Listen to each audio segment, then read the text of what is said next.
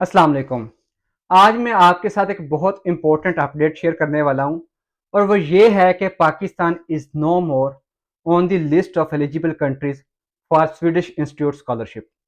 अब ये मेरे लिए थोड़ी शॉकिंग भी है और उन सब स्टूडेंट्स के लिए थोड़ी डिस्टर्बिंग भी होगी जो ये प्लान कर रहे थे स्वीडन में आने के लिए, अपने मास्टर्स के लिए और फुली फंडेड स्कॉलरशिप पे अप्लाई करने के लिए, क्योंकि इस लिस्ट से एक्सक्लूड होने का मतलब ये है कि पाकिस्तानी स्टूडेंट्स अब स्वीडन के fully funded scholarship Swedish institute scholarship for global professional पर अप्लाई नहीं कर सकते।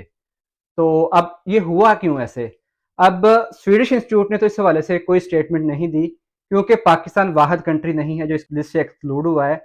9 अदर कंट्रीज हैं जो इस लिस्ट से निकले हैं और पहले 41 कंट्रीज थे जो एलिजिबल थे स्कॉलरशिप के लिए, अब 32 कंट्रीज हैं, तो टोटल 9 कंट्रीज एक्सक्लूड हुए हैं। तो क्योंकि ministry of foreign affair scholarship को ऑफर कर रही थी, तो हो सकता है कि डिप्लोमेटिक प्रायोरिटीज की बेस पे ये कंट्रीज एक्सक्लूड हुए हों या फंडिंग का कोई इशू हो, उस वजह से उन्होंने कंट्रीज कम किए हैं।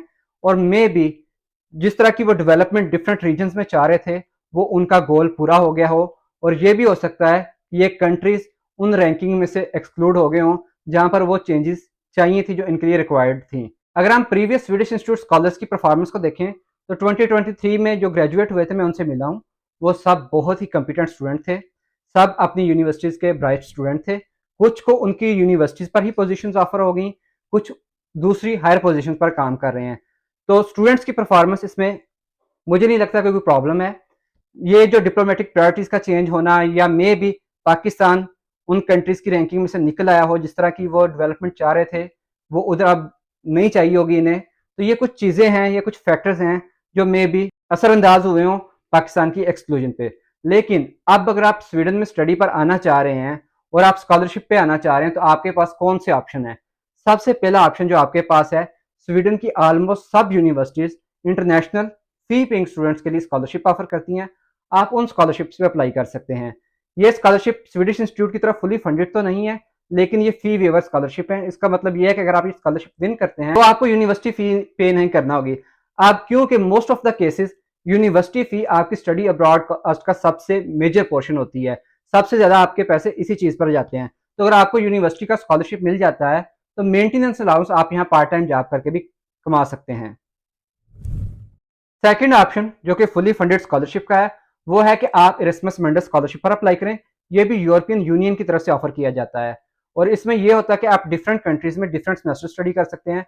बहुत सारे स्टूडेंट्स ऐसे होते हैं जो पहला साल स्वीडन में स्टडी करते हैं, सेकंड ईयर के लिए किसी और कंट्री में चले जाते हैं, या पहला साल वो किसी और कंट्री में जाते हैं, सेकंड ईयर के लिए वो स्वीडन में आ जाते हैं। तो आप इस तरीके से भी फुली फंडेड स्कॉलरशिप पर स्वीडन में स्टडी के लिए अप्लाई कर सकते हैं।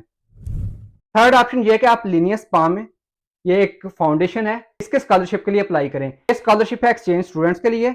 अगर आप ऑलरेडी मास्टर्स कर रहे हैं और आपका 1 साल मुकम्मल हो चुका है, तो फिर आप इस स्कॉलरशिप पर अप्लाई कर सकते हैं और आप सेकंड ईयर की एजुकेशन के लिए स्वीडन आ सकते हैं।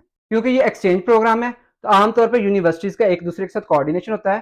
तो जिस यूनिवर्सिटी से स्टूडेंट आ रहे होते हैं, अगर इनका ऑलरेडी कोऑर्डिनेशन है, कोलैबोरेशन है यूनिवर्सिटीज़ का, पाकिस्तानी यूनिवर्सिटीज़ का स्वीडिश यूनिवर्सिटीज़ के साथ, तो फिर उनको फी पे करने की जरूरत नहीं होती। फिर सिर्फ लिविंग एक्सपेंसेस चाहिए होते हैं और उन लिविंग एक्सपेंसेस के लिए आप इस स्कॉलरशिप पर अप्लाई कर सकते हैं। अगर आप ये स्कॉलरशिप विन करते हैं तो आपको एक सेमेस्टर के लिए 45,000 स्वीडिश क्राउन मिलते हैं, और अगर आप 2 सेमेस्टर्स के एक्सचेंज प्रोग्राम पर आते हैं तो फिर आपको 75,000 स्वीडिश क्राउन मिलेंगे।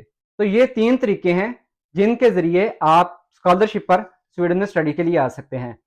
एक और चीज़ जो मैं आपको रिकमेंड करूंगा कि आप फंडिंग सिक्योर करना थोड़ा मुश्किल और चैलेंजिंग काम होता है।